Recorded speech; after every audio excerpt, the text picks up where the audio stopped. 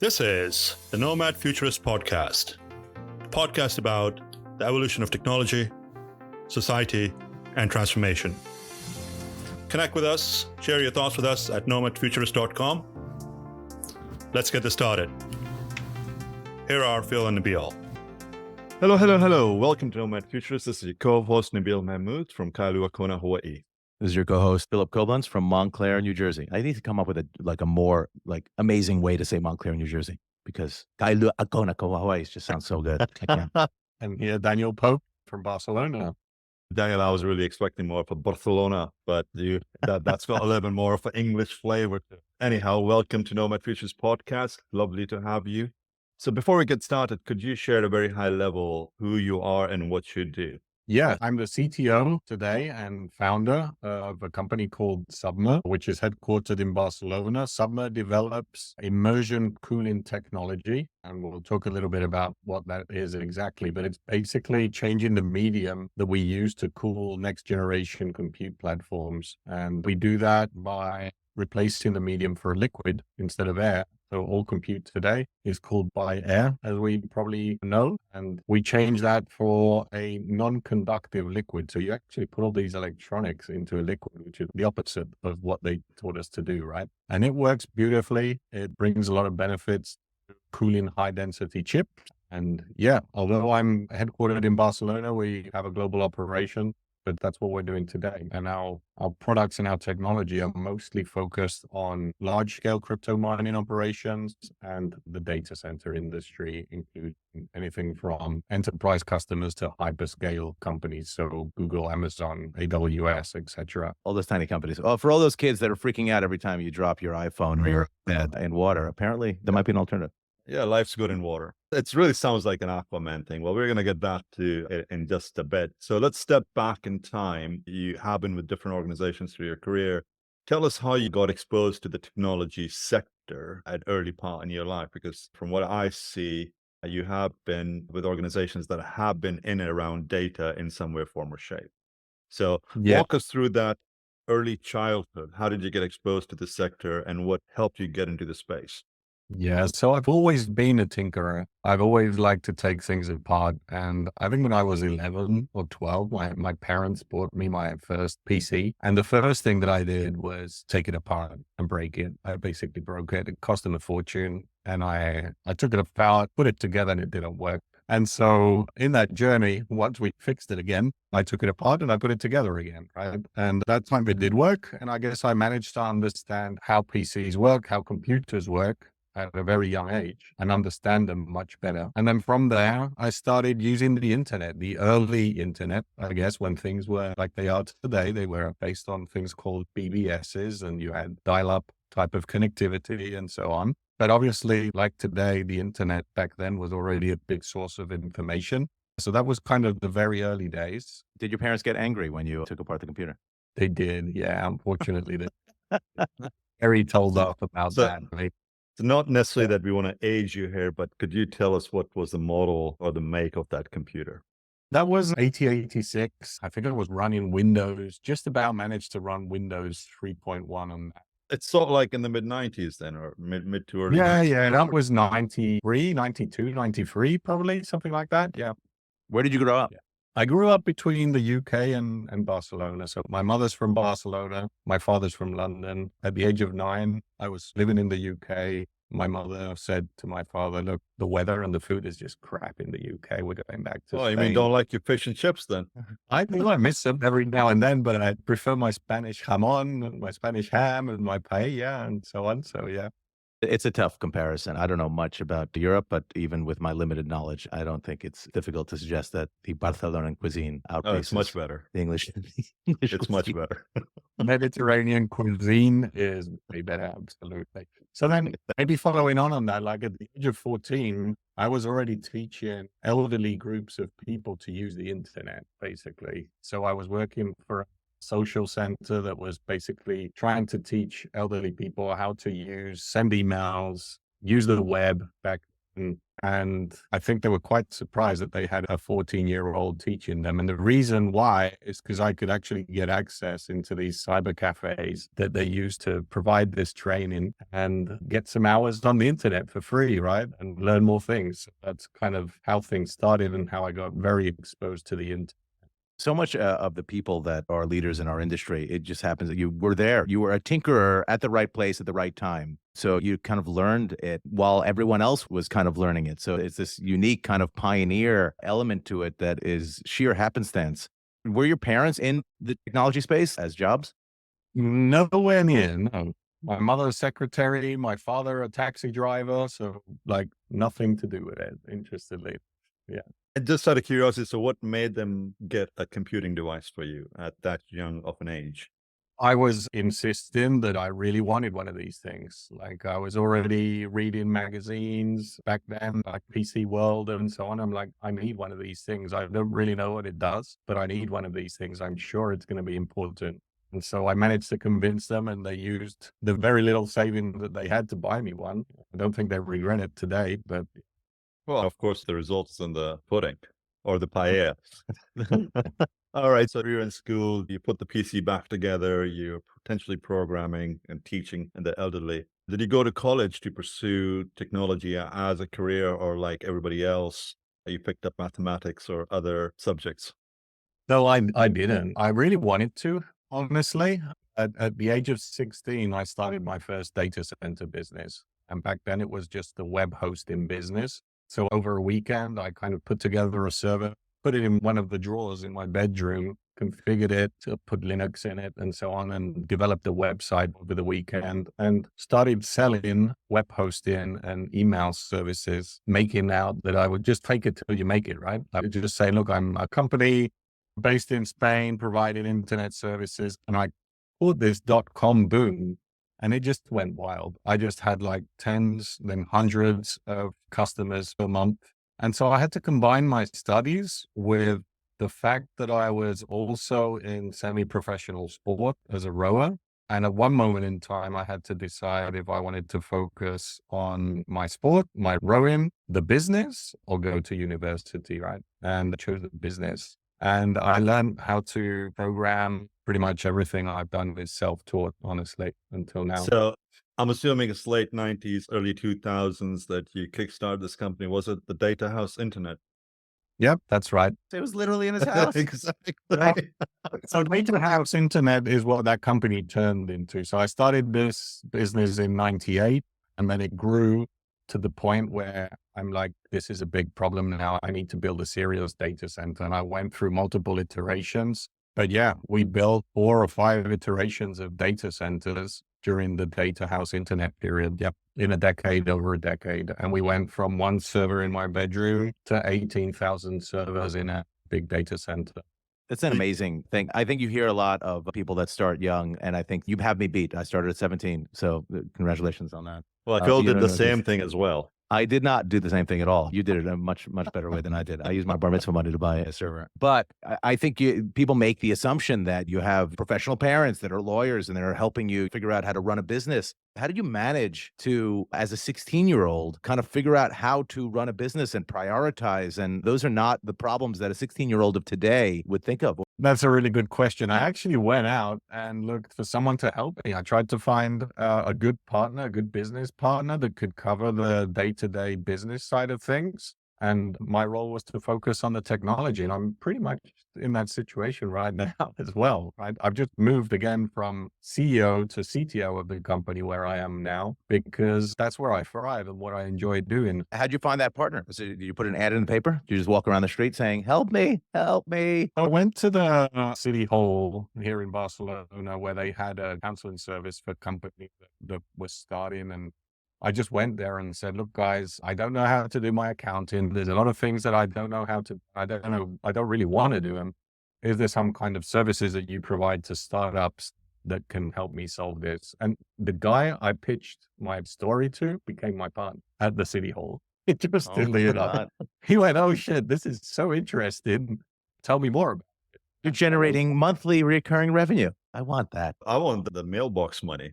That's what he's thinking. What was your parents' reaction to you starting a business? Were they supportive of it? Were they like, you're wasting your time, you should focus on rowing, you go to university? Yeah, at the beginning, they were kind of reluctant. Of course, I'd say they weren't completely supporting me, but very quickly, when I started to show them that this crazy idea actually had a serious monthly income and it was becoming a big thing and that I was learning a lot of things, they become very supportive, very supportive. And the fact, when I told them, no, I'm not going to continue with my studies now because there's this and I still want to keep on rowing and so on, they went, we understand. Don't worry, it's fine. So they became very supportive. So tell us about your family dynamics. Were you the only child or you had other siblings? I have a smaller sister, a couple of years younger than me. She's nowhere near in or around IT. So yeah, I think that's the proof of why we like where we don't come from an IT background or family that pushed us in that direction in any way. It's just that I was very intrigued by what was all this internet technology about and computer technology. And that took me to servers, which then took me to software automation and orchestration that we'll get to. That was kind of the next step in my journey. And now to data center infrastructure and yeah. Wonderful. Now, fast forward, family, kids, anybody in this space, anybody Yeah. looking to get in this space? So I've got two kids, a 9-year-old boy and a 6-year-old girl, that I love them. They're crazy. This is an interesting one talking about technology. I think I've never heard about it before. So this weekend, my eldest kid managed to extract a tooth from my young kid with an iPad. I've never seen that before. He whacked her in the face and the tooth went. Those are the multiple uses of technology that people don't necessarily think about, is the blunt force trauma. Yeah, I'm just curious, what kind of angular whack was that? Oh, man. Is that covered by insurance? Luckily, it was a tooth that was moving and it was going to fall sooner or later. I think I've never heard a story with a tooth being removed with an iPad. Yeah, and I'm married to my marvelous wife, who is a friend from my teens. So lifelong wife, I guess. 20 years together now. So. And is she into tech as She's in well? the tech industry. Yeah, she's in the tech industry. So she's actually owned her own businesses in the past, software development. And now she's in one of the big US tech companies where I used to be working. She's still there. All right. I guess we'll find out. Is that Ingram Micro? Exactly. Yeah. That's what we do. All right. So now you had an exit in 2010 from Data House. Tell us through that acquisition by Telefonica. How did that come about? And for somebody that's not in the space, and of course, sounds like that you got the right mentorship and the right partnership to drive that, but it was your baby. What made you say, okay, I'm done, I'm moving forward, this is enough? So business was thriving. Things were going really well. But if you look back in 2009, 2010 is when the big cloud providers started to come into the space. So like Microsoft, Azure, Amazon Web Services, Google Cloud, these things didn't exist before that, right? And so I was going to become a competitor or try to compete with these big monsters, right? And I realized back then that that made no sense. But companies like Telefonica definitely thought that they could compete with these guys. And so they went out and started to acquire a number of data center companies across Europe to kind of build a more solid position for when this competition was going to occur. And so I had this really efficient data center operation run by very few people with a lot of automation. We managed to really build a slick, streamlined business operation. And it was just the right moment. I'm like, look, this is going to become a nightmare when these players come in. They're going to be very aggressive.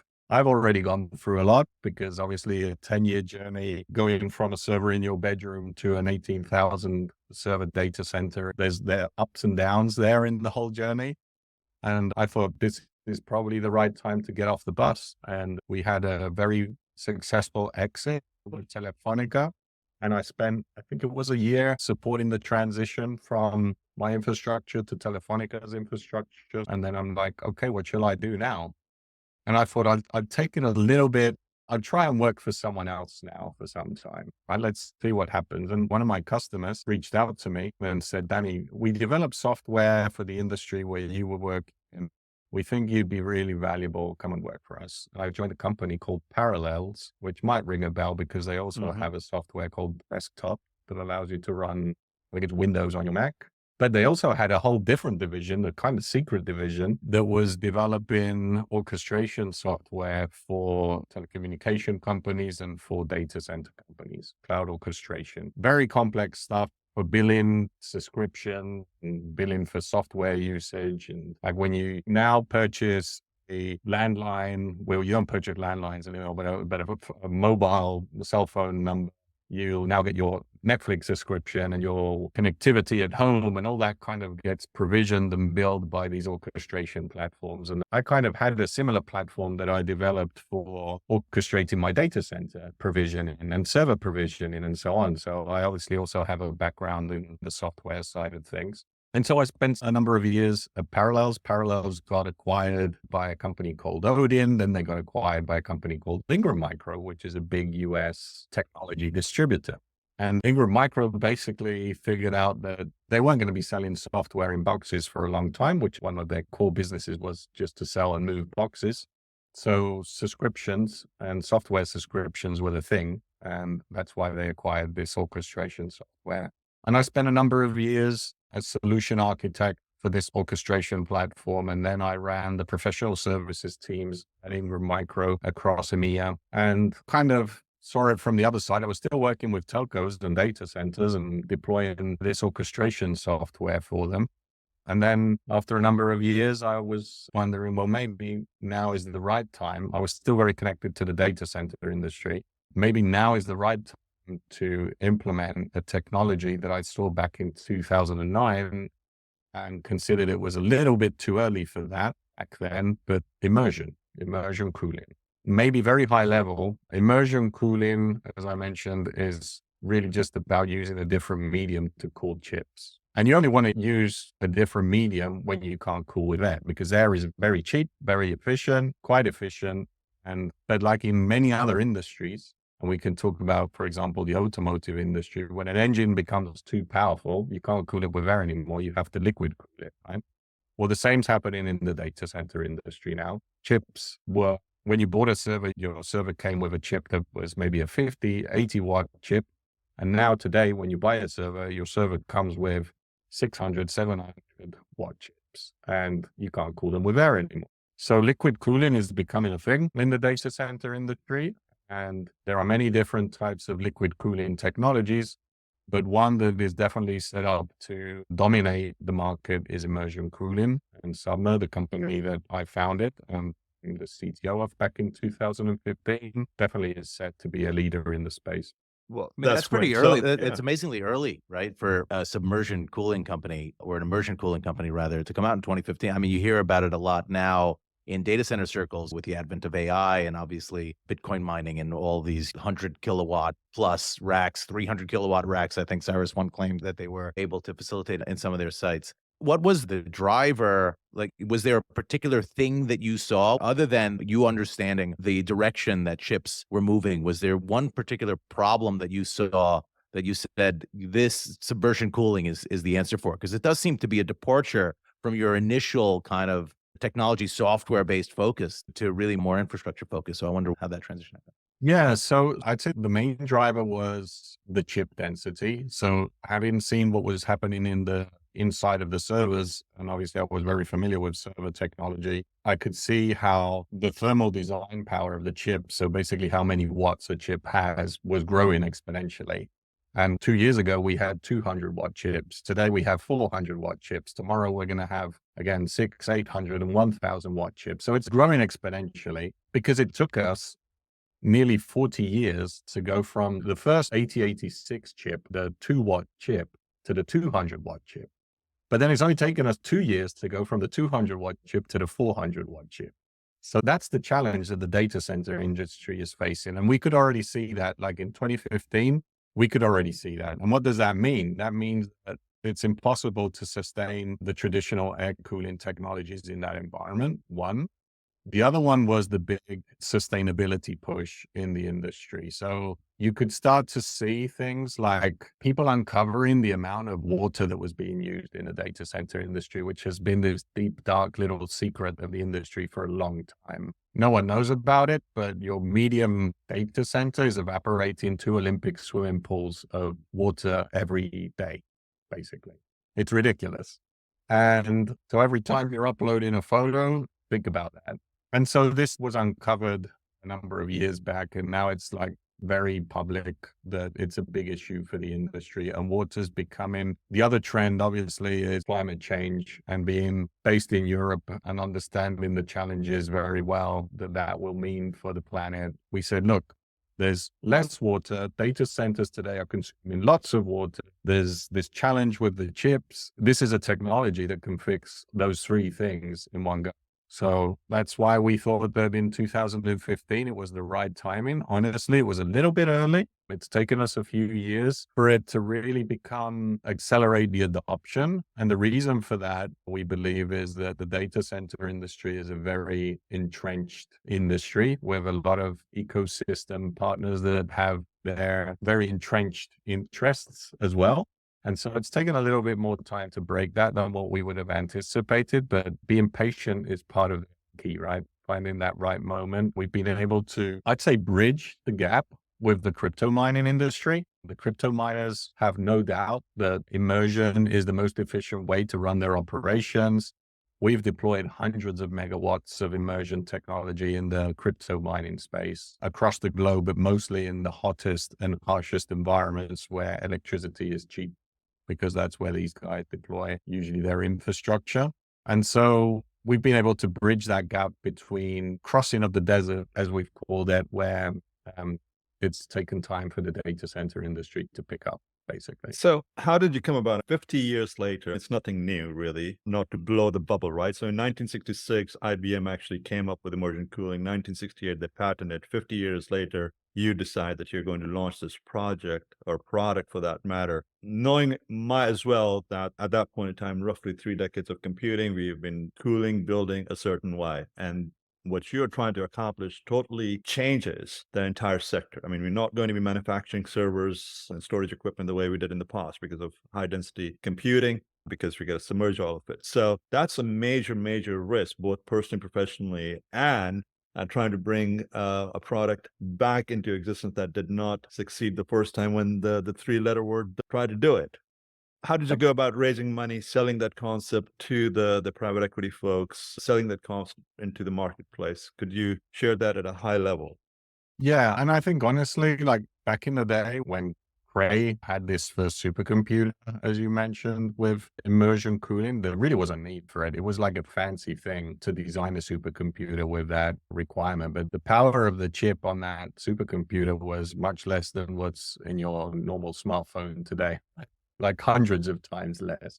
So, and this is completely cooled passively. So it was just a fancy thing. Now it's actually become a need, and it's becoming a need because of the reasons that I described. So the way we managed to raise money, being a European company, was really emphasizing on the ESG aspect of this technology, right? So how this makes sense from a sustainability perspective, if compute is going to explode as everyone anticipates now, and we have to deploy 5 times the amount of compute that we have today in the next 5 years, then does it make sense to build that compute infrastructure with the inefficient technologies and ways that we've been doing it until now, right? Do we really think that we can evaporate 5 times the water that we're evaporating today, consume 5 times the power, etc.? And so for us, it's been relatively easy to raise money. It is true that all our investors are impact funds, meaning they all invest in technologies that can change the world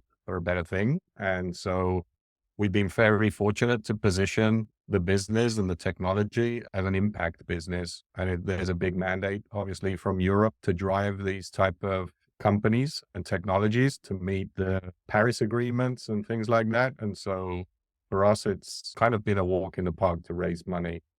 One of the things we talk about in terms of ESG and our industry in particular is that while other industries use it as a checkbox, our industry is acutely impacted by needing to become more efficient as a consequence of power costs and just the ability to kind of deal with the densities that you're looking at with some of these modern technologies. So I think leveraging sustainability as a means to raise money from those impact funds makes a ton of sense, but it's also, we're in an industry that acutely benefits from it financially also. So we kind of align with those ESG metrics.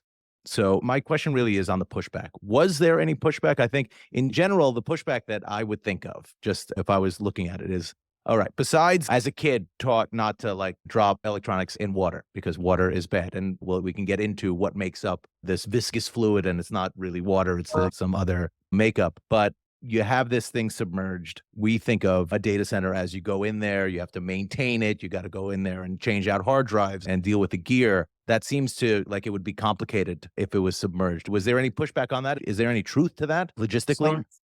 So the operations in immersion are kind of one of the first pushbacks that people anticipate and think about. But when you look at the challenges with other liquid cooling technologies, this is not about comparing with air because you can't use air anymore, right? So you have to compare with other liquid cooling technologies. And if you compare it to other liquid technologies, you have humongous challenges and setbacks. So the fact that you want to run water through the chips, which is obviously one of the outcompeting technologies, direct to the chip or direct liquid cooling, that is a big problem if you have a leak, right? If you have a leak, you do lose hundreds of thousands, if not millions, in hardware equipment that is. Well, it's also the soft costs as well. You've got your entire infrastructure down. What's making you money? So it could be billions of dollars for some. And so there are many technical challenges with the competing liquid technologies, anything from just reliability and uptime of the systems to corrosion of the water and the liquids that go through these boards to you still need a lot of air cooling in a direct to chip system because you're only taking the heat away from the CPUs and the GPUs, which yes, is the majority of the heat, but it's not all the heat. There's still a lot of heat produced in a server that comes from other components. And so it still means you need lots of air cooling, which is again, back to that inefficiency of the data center, water consumption, et cetera, and so on. So it's kind of halfway there. We see it as the plug-in hybrid in the automotive industry, while as immersion, we compare it to the full EV. And yeah, that's probably the easy way to put it, I guess. All right. So I'm going to ask you a question and I want the honest truth. So Michael Dell made a statement that he does not want to immerse his servers because they're going to be slimy. Very technical statement from Michael Dell. How do you rebuttal that? How do you answer that? I think he's not going to have another option in the very short term, honestly. Where the chip densities are going and the push for the Paris Agreement and other ESG drivers, I think everyone's going to be forced because the customers at the end of the day are going to look at TCO. If it's all about TCO in this industry and in any industry, but if the crypto miners have gone down this path, which is probably one of the most TCO aggressive or ROI aggressive industries that exist out there, I can assure you the data center industry is going to end up down the same path. The challenge is we've got this very complex, entrenched ecosystem. It's going to take time to digest a lot of this and look at it holistically because we've kind of built silos in the data center industry where you had your IT guys and you had your infrastructure guys. And we've always really kept those things separate. Now what happens is that your infrastructure, your cooling infrastructure goes into your IT. It kind of all comes together and it creates this very uncomfortable situation for the data center industry. And they're kind of digesting that still and figuring out how they're going to live with that. But I'd love to tell Michael Dell in person that he's going to end up submerging his. That's the takeaway from this thing. The press release is Daniel Pope to Michael Dell, embrace the slime. Exactly. So just from a thought leadership perspective, quantum is right around the corner. I mean, not that it's mass marketed yet, but I believe within the next decade, as we look at all these cycles that we're going through, it's going to be mass market. It's going to be streamlined. And now we're cooling at 459 degrees Kelvin. How do you go about addressing that as it entails to with what you're doing? And is this the third potential startup for Daniel Pope, or at that point in time, liquid cooling is gone? It's a great question. So obviously quantum is great for very specific workloads and it'll never be a technology for general compute. And I guess workloads as we consume them today and in the mass market, definitely not in the next decade. But we do believe that, and we're doing a lot of R&D in superfluids and other, I'd say, more aggressive immersion implementations that could surely be a solution for quantum down the road. Yeah. So Submer is focusing on what is, I guess, the core of the compute that's being deployed today with our product. But I'm pretty sure that if quantum becomes a thing, we'll also figure out how to submerge quantum computers. Love it. 459 degrees Kelvin, right? I mean, that's going to be bloody cold. All right. So you've got a very interesting journey. Sort of like history repeats itself. It's sort of like what I've kind of captured, what's been done in the past. Don't just throw it away. You can potentially leverage that. It might be the next big idea, like you've totally Without demonstrated trying. from. Exactly. Good timing. What would be your message to the younger Daniel Poe, to your kids and other people that are not really exposed to the data infrastructure sector? How do we get them into this space? What do we need to do? What's your message? I would say that everything that we do today is in one way or another connected to a data center. There are very few actions that we take in our day-to-day life, anything from obviously looking at our phone, working with our laptop, taking a car from A to B, etc., that doesn't have a transaction running through a data center, right? And that's just with AI and other innovative technologies that are going to change our lives in the near future, like robotics. Data centers are the hearts of our civilization, honestly. We rely on them as one of the most critical pieces of infrastructure and probably one of the most unknown, because if you ask anyone in the street, what is a data center? A lot of people can't really answer that question. So I would definitely welcome the younger generations to look at a bigger picture and how all these connected devices and connected lives are going to just become even more connected, to investigate how these things work, what they are, just as I did back in the 90s, I guess.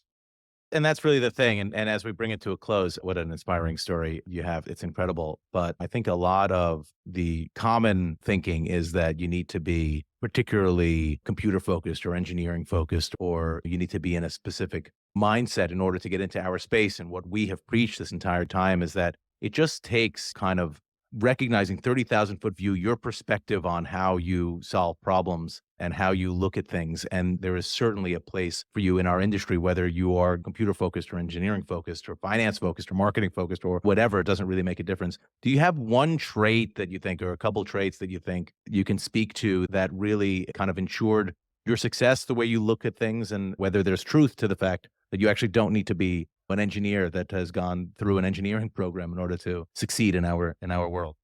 Yeah, I would say, I think like anyone who also has an interest in ESG in general, just sustainability, right? And I think all the younger generations are way more intrigued by how we do things in a more gentle way with our planet. I think that's definitely a trade that I've always personally felt identified with, which is very far away from anything related to IT. When I walk in a forest and take a stroll in a forest, it makes me think about what I'm doing in the data center industry, right? And I'd say that even someone who wants to make a change from an impact perspective, the data center industry is also a place where there's a lot to be done. And all major operators today have big ESG teams, right? Trying to figure out how to really create an impact. Very good. And who better than the people that are going to be impacted by that world to make that change, right? Wonderful. Thank you so much for taking the time to join us today. It's been absolutely phenomenal. Look forward to seeing you in person one of these days. Absolutely. And if it's in Hawaii, even more. I was going to say, if it was in Barcelona, even more. You're always welcome when you're in Barcelona. Feel free to reach out. Lovely. This has been great. Nothing lasts forever. Markets will come back, currencies will rebound, businesses will go on, and we will all move on. That could happen next week, next month, or next year. At Nomad Futurist, we're confident that those who prepare rather than panic will come out of this stronger. Thank you for joining us. This has been brought to you by Nomad Futurist. Check us online at nomadfuturist.org. And thank you for listening and subscribing, as well as your continued support.